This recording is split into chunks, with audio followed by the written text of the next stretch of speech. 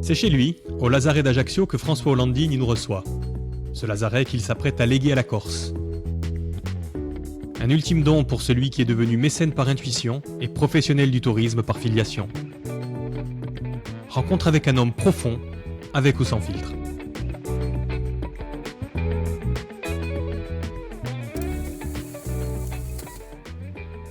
Bienvenue dans votre vie, François.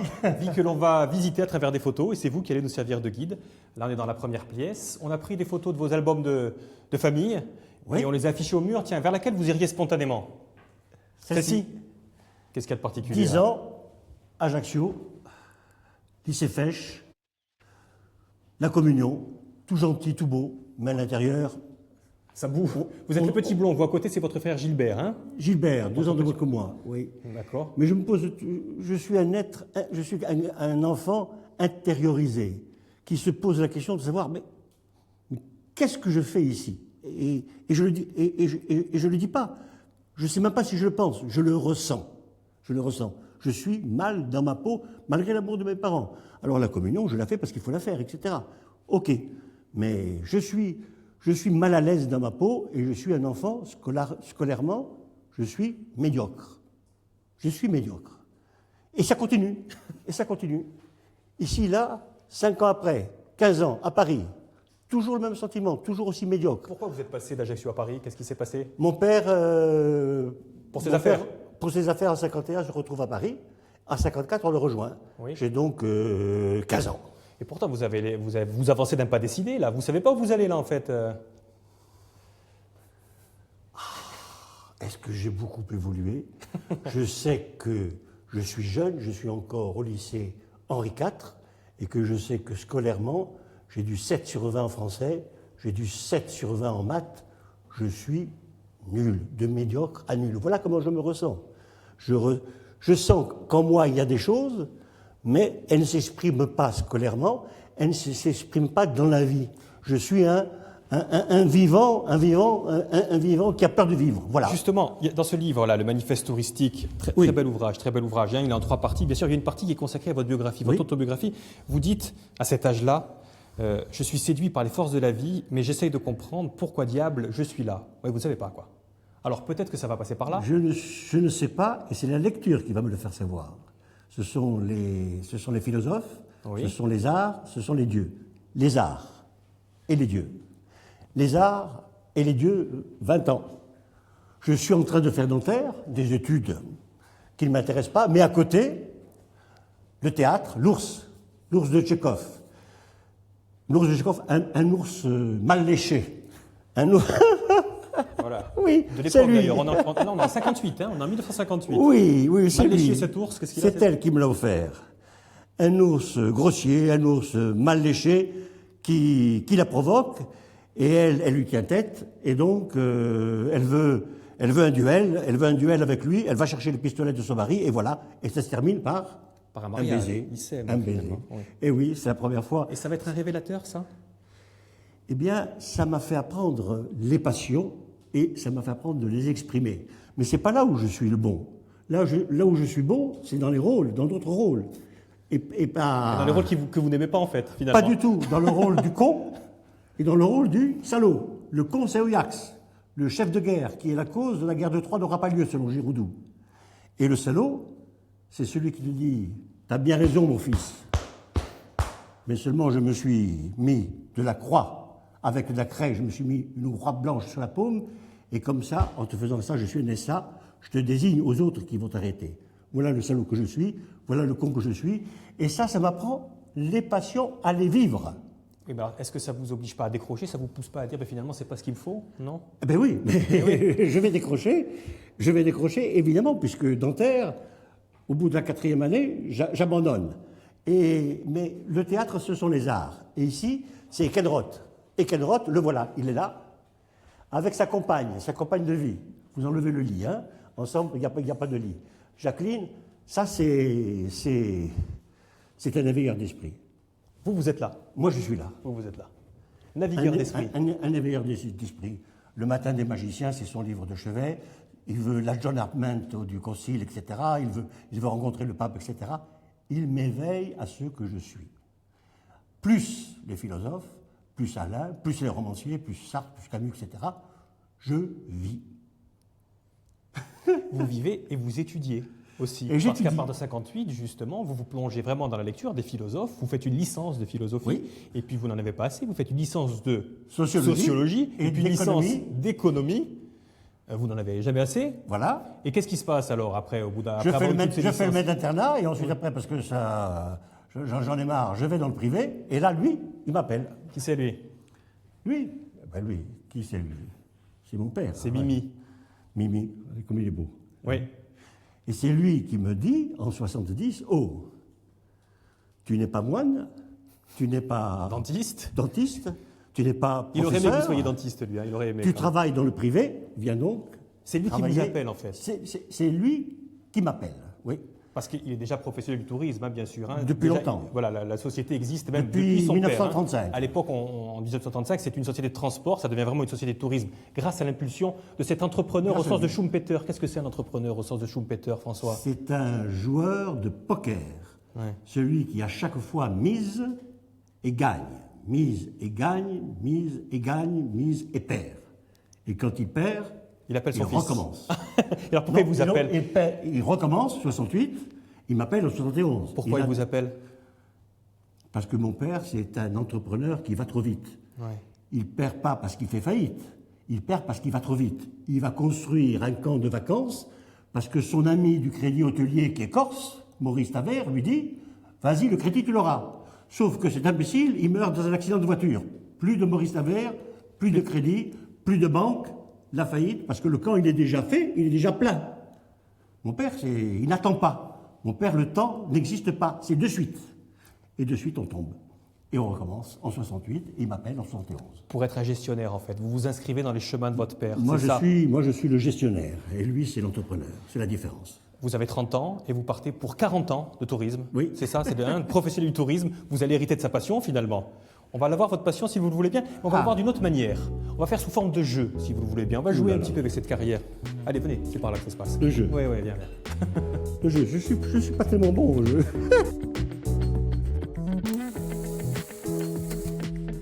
Je crois que tu peux te séparer de ton petit ours. Hein. Oui. Il va plus être d'utilité, là. Donc, c'est très simple. C'est très simple, Oui. François. Il va y avoir des diapositives que je vais projeter sur ce mur. Et tu vas me dire, toi, s'il s'agit d'un succès ou d'un échec. Très simple. Allons-y. Allez, première diapo, c'est celle-là. Ah, c'est un succès. Mon mariage, Marie-Jeanne, moi, Jean-Pierre Ville, mon ami. Voilà, c'est lui qui m'intéresse en fait dans la diapo. Hein. Bon, vous, bien sûr, je suis heureux pour vous. Oui. Mais c'est lui, Jean-Pierre Ville. Qui c'est Jean-Pierre Ville? Jean-Pierre Ville, B comme Michel Brûlé, V comme Jean-Pierre Ville, A comme associé. C'est pas moi l'associé. C'est l'Institut de sondage BVA, BVA. pour lequel tu as travaillé. Tu as fait des sondages pour eux J'ai fait des sondages pour eux pendant 2 ans. pendant 2 ans. Ford Capri, le pâté en tube, Renault et tout y quanti. Et du coup, quand tu reviens en Corse, en 85, eh ben, tu lances un sondage sur les touristes en Corse. Le touriste Eh oui. corse, la première étude scientifique sur le touriste corse. Oui, en 85. Et qu'est-ce que ça donne? Ah, ça donne des choses étonnantes et qui sont encore vraies aujourd'hui. Ça donne premièrement que les touristes et les Corses, ils disent la même chose sur 2 points de vue essentiels. La Corse est belle et il y a une culture corse. Oh, il y a une culture. Les touristes le pensent, les Corses aussi, mais les touristes le pensent. Quand ils viennent en Corse, figurez-vous que c'est pour la Corse et pour les Corses. Donc ne discutons pas de ça, c'est une donnée. Par contre, Il y a des accords. Il y a des accords. quand voilà, occupons-nous de ce qui ne va pas. même. Ouais. Nous disons, si ça ne marche pas, c'est à cause de l'État et c'est à cause des transports. Et eux disent, c'est à cause de votre mentalité. Changez de mentalité et vous verrez, ça ira mieux. Ça, c'est en 85. 85. 85, grâce au sondage. Allez, diapositive suivante. La Corse en charter, Les charters. à partir de 390 francs. Donc, ça, c'est ton succès. Mais avant d'être votre succès, François, c'est le succès de qui? Mon père, 1956. En fait, Il a Air France lui refuse des avions. Il dit, Air France ou Ouais. les prédécesseurs, UTA ou Air Inter, ils ne font pas la saison touristique. Ils mettent autant de places en janvier qu'en août un peu plus, allez, disons 2 fois plus, 3 fois plus. Il en faut 5, 6, 7 fois plus, 10 fois plus. Ils ne font pas. Il y a des avions au Luxembourg qui font le béton le week-end. Avion pour hommes d'affaires, le béton en week-end. Il va à Chicago, signer le contrat. Il va prendre ses avions du Luxembourg, les amener à Paris sur la Corse. Mon père, 56, ce sont les premiers charters en France, et ces premiers charters en France, ils sont sur la Corse. Vous reprenez le flambeau en 89, vous 89. Exactement. C'est ma fierté. Qu'est-ce que ça... Et bien sûr que c'est votre fierté, mais qu'est-ce que ça fait le charter? C'est bon pourquoi? Ça étale la saison, Oui. et ça amène des touristes à forfait qui dépensent plus par jour que les autres touristes. Parce qu'aujourd'hui, il faut savoir qu'il y a à peu près 20% des touristes qui viennent en Corse qui sont en forfait, et c'est ceux qui dépensent le plus grâce finalement au charter. Qui étalent le plus et qui dépensent le plus. L'avion est un facteur d'étalement et de dépenses, le charter en premier. Alors, il y a dans ce livre d'ailleurs, j'aime Et donc beaucoup... les low cost. On va revenir sur le tourisme en Corse, tome 1. Vous dites le charter, c'est la différence entre l'estival et le balnéaire. L'un se donne, l'autre se construit. C'est dans ce livre-là. J'ai dit ça. Oui, c'est vous qui l'écrivez. C'est vous qui l'écrivez. Mais justement, les low cost, revenons-y. À l'époque, donc, vous achetiez les avions, enfin, vous louiez les avions pour les amener. Maintenant, c'est plus la peine de louer les avions. Vous prenez des places dans les low cost. C'est comme ça que ça se passe. Heureusement, après le maritime avec Corsica Ferry, maintenant il y a Volotea, EasyJet, Ryanair. Pourquoi heureusement? Parce que ça fait baisser les prix? Parce que ça fait de la concurrence et que ça fait baisser les prix et que ça multiplie les fréquences. Les 10 dernières années, de 2000 à 2010, le million de touristes supplémentaires, ce n'est pas une politique du tourisme qui manque encore, c'est tous, ce million de touristes, c'est Corsica Ferry qui les a transportés, lui et lui seul. La SNCM chute, Air Corsica et Air France stagnent. Lui progresse. On est passé de 2000 à 2010, de 25 millions à 35 millions de nuitées, grâce à qui? Corsica Ferry. La société maritime vilipendée, celle qu'on ne subventionne pas, celle qui... horrible, celle qui fait des choses horribles, elle travaille sur ses clients et non pas sur ses subventions. Voilà. Alors justement, tiens, ça fait l'objet de la diapositive suivante. Regardez, on vous voit là tout jeune avec un ami à vous. Ah là là. Et un allié, on Deux peut dire. amis. Hein, deux amis. Un ami de famille. Alors, l'ami de famille, c'est Bouquin. Oui. Et José Ross, avec qui vous avez été élu d'ailleurs, à la mairie d'Ajaccio. Oui. En 95. Alors, c'est pour ça que moi, cette diapositive, je crois que c'est un échec. Vous connaissez des hommes politiques, vous avez vous-même été dans la politique, et pourtant, vous le dites vous-même, la politique, il n'y a pas de politique du tourisme en Corse. Parce que tant que les hommes politiques resteront dans l'idée, comme en 93, ils l'ont écrit, que le tourisme est un mal nécessaire, on ne peut quand même pas s'en passer, parce que quand même, mais c'est un mal, qu'il faut une éthique du tourisme. L'agriculture, tout va bien, il n'y a pas de pesticides, l'industrie, ça ne fait pas de dégâts. Non, non. Le tourisme, il faut une éthique. Eh bien, tant qu'on a cette mentalité anti-touristique, qu'est-ce que nous avons? Nous avons les touristes malgré nous. Ceux qui viennent non pas à cause de nous, puisqu'il n'y a pas de politique, mais à cause de quoi? À cause du soleil, à cause de la mer, à cause des plages. Ils viennent quand? En juillet-août. D'où? De très proche. Paris, Marseille, Paris, Lyon, Marseille. Le tourisme de proximité que nous avons, c'est aussi le tourisme de la facilité. Puisqu'il n'y a pas de politique, nous avons ce qui ne dépend pas de nous, à savoir des touristes, un tourisme estival et non pas balnéaire. D'où mes propos. Allez, dernière diapositive. On est où là? Le Lazaret. Le Lazaret, à l'époque où vous l'achetez, en 1996. Enfin, là, vous avez commencé les travaux. Hein. Le Lazaret, quand vous l'avez trouvé, on c'était ça. décrépite tout, on enlève tout le toit, etc. Et puis après, voilà. Voilà ce que ça donne. Alors, j'ai l'impression, moi, François, que là, voilà, c'est magnifique, mais vous avez érigé un temple à la culture. On parlait tout à l'heure, quand vous aviez 15-16 ans, vous ne saviez pas quel sens donner à votre vie. J'ai comme l'impression, moi, et d'ailleurs c'est l'objet du deuxième tome de votre livre, que le sens de votre vie, c'est la culture. Il n'y a que la culture qui a un sens dans la vie, ou pas? Il n'y a que la culture qui rend immortel. Ce n'est pas moi qui le dis, c'est Michel Serres. Et le Lazaret, c'est pour moi mon acte d'immortalité. Parce que le Lazaret, dans 20 ans, dans 50 ans, dans 100 ans, il sera encore là, il sera une institution publique il y aura des événements qui se passeront, et le petit curieux se posera la question, Lazaret ou Landini? Au Landini, qui? François, oui. Mais quoi? Le père, Jean.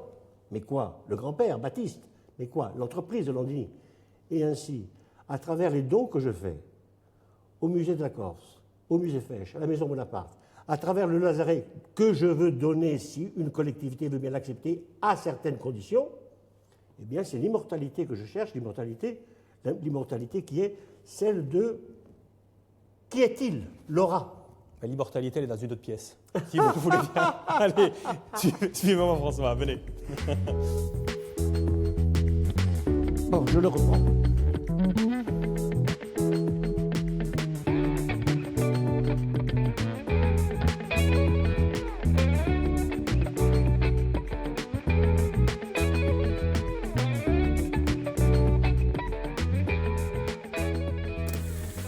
Donc François, on n'est pas dans la pièce de l'immortalité, hein, on est dans la séquence sur-ex ou sous-ex. C'est très simple.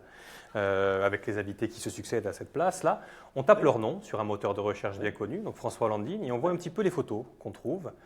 Et vous... Pas grand-chose. Et il y en a, François, il y en a, François. Mais justement, en ce moment, il y a ce genre de photos-là. Ça, c'est une photo de Corse Matin. Oui. Mécène des temps modernes. François, on ne parle plus que de ça. J'ai l'impression que la vie de tourisme s'est oubliée. Ils en ont trouvé un, c'est moi. Alors, on ne va pas lire l'article de Corse Matin, mais France 3 aussi, on vous a suivi, et on vous a suivi il y a quelques temps. On va regarder un petit reportage et vous réagissez tout de suite après. Oui, hein? D'accord. Si depuis les années 70, les donateurs sont moins nombreux, ces dernières années, des dons significatifs ont toutefois été effectués. Actuellement, il y a eu peut-être un grand retour des donateurs ajaxiens et le fait d'avoir ouvert un département de peinture corse, ça a motivé comme des gens comme François et Marie-Jeanne Landini ou les frères Bassoul qui nous ont donné tout un fonds très important de peinture et dessin corse. C'était quand ça, François? C'était il y a des années. Ça, 2007.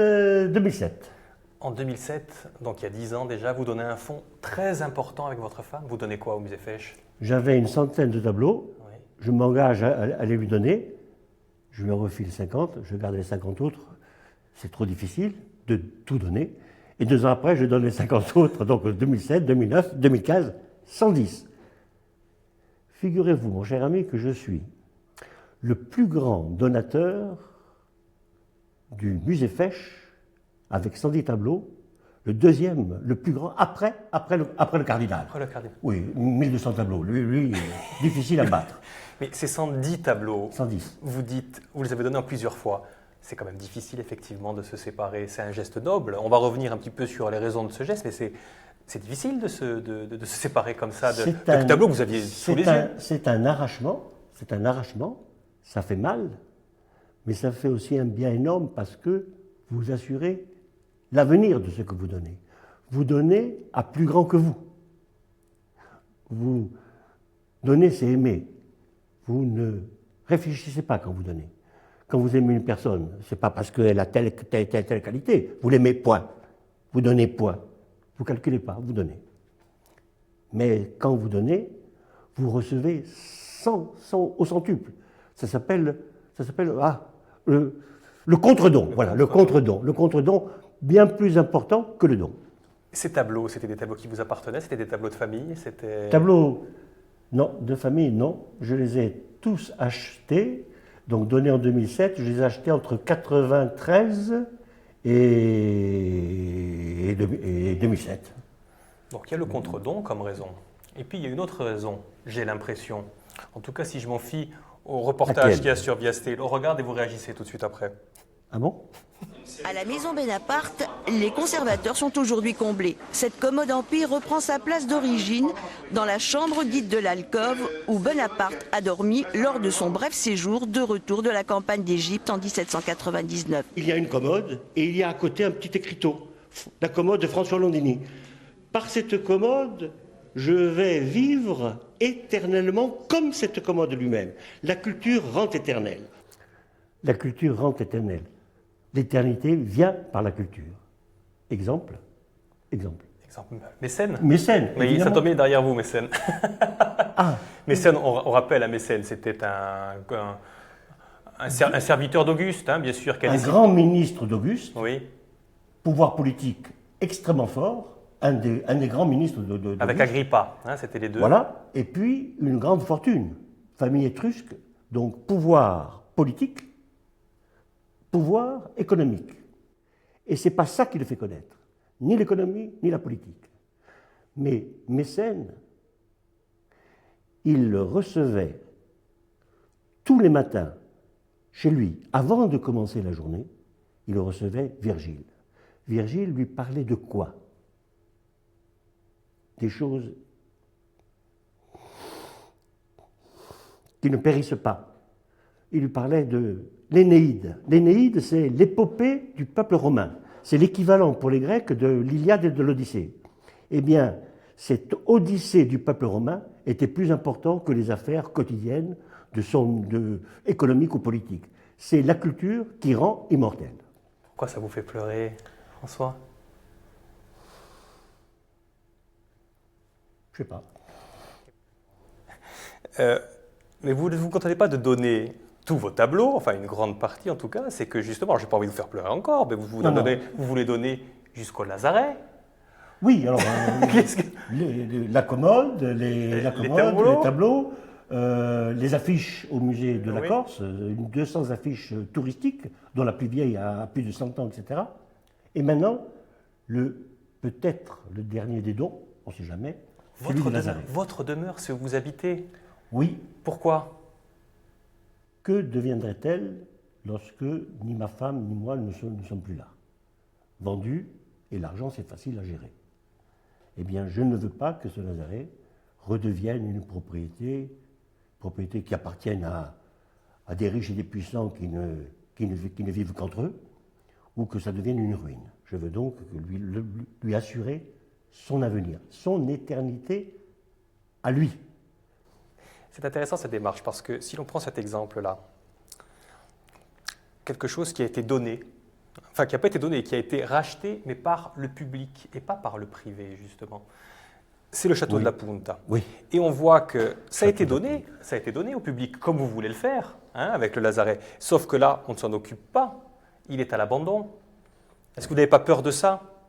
Si ce château de la Punta appartenait à mi-public, mi-privé, et qu'on oblige le propriétaire privé, sous certaines conditions, à discuter d'ouvrir au public, mais un riche propriétaire privé, voilà un château qui serait ressuscité et visité. L'argent privé peut servir à l'intérêt public, et elle est là finalement aussi, une des morales de l'histoire. L'argent privé peut instruire un bien public. Et l'intérêt du public finalement, comme le Lazaret. Comme le Lazaret, comme les grands fondateurs, comme les grands donateurs, comme les grands mécènes. Vous vous êtes donné cette mission, donner le Lazaret, mais avant cela quand même, il y a cette image qui m'interpelle. C'est un musée, c'est un musée sous-marin. Donc là, on est du côté de Cancun. Il n'y en a pas beaucoup de musées sous-marins hein, dans le monde. Il y en a, je crois, deux. Un à Cancun, au Mexique, et un en Espagne, dans une petite île. Et vous voulez en créer un troisième? Un troisième dans le golfe d'Ajaccio. Dans le golfe d'Ajaccio. Qu'est-ce que vous voulez faire? Un musée sous-marin Marc Petit, avec 30 à 40 sculptures de Marc Petit. Les petites, elles ont 20 cm, les plus grandes, elles ont 2,50 m. Si on compte les socles, oui c'est ça, ça peut aller jusqu'à 6 mètres, 7 mètres, et tout ça des îles sanguinaires au Sept-Élave. Avant cela, parce que avant cela, j'ai cru comprendre que vous êtes en train de rédiger un livre qui serait peut-être vos mémoires. Alors on a une idée de titre, nous, on a mis « Comme un brin d'herbe ». C'est pas mal. Vous avez une idée ou pas? Parce que c'est vrai, vous êtes en train d'écrire ou pas? J'ai les bonnes infos. Oui, comme un brin d'herbe, c'est un titre magnifique. Comme un brin d'herbe, ça me plaît beaucoup. La conquête du sens, l'itinéraire d'une vie. Je retracerai l'ensemble de mon itinéraire. La conquête du sens, parce que l'homme est projet, chaque homme est projet, chaque homme porte ses projets, et le projet c'est quelque chose qui n'existe pas, qui est en attente d'arriver. Eh bien, l'attente pour l'homme, c'est comme la tendance pour la nature. Les minéraux, les végétaux, les animaux, ils ont en eux une tendance qu'il faut être ce qu'ils sont. L'homme, il y a des animaux parfaits, il n'y a pas d'homme parfait. L'homme se fait lui-même sa perfection à travers ses projets, à travers ces projets. Ça sera le mot de la fin. C'est déjà fini, François. On a fait dans 26 minutes le parcours de votre vie. Et quelle vie. Je vous propose qu'on le conclue, ce parcours, avec un petit selfie. Comme on le fait à chaque fois. Un selfie, il faut vous laisser guider. Vous mettez à côté de moi, vous souriez, et je fais le reste. Je peux bien faire ça, tiens, je vous dois bien ça dans l'émission. Oui. On retrouve ça sur les réseaux sociaux, bien sûr. La perche, les Japonais, je comprends. Vous connaissez. Je vous fais la bise, je vous fais une bise. Merci infiniment pour votre hospitalité, puis pour tout le reste, François. Merci. À bientôt. À bientôt. C'est par là. Ciao.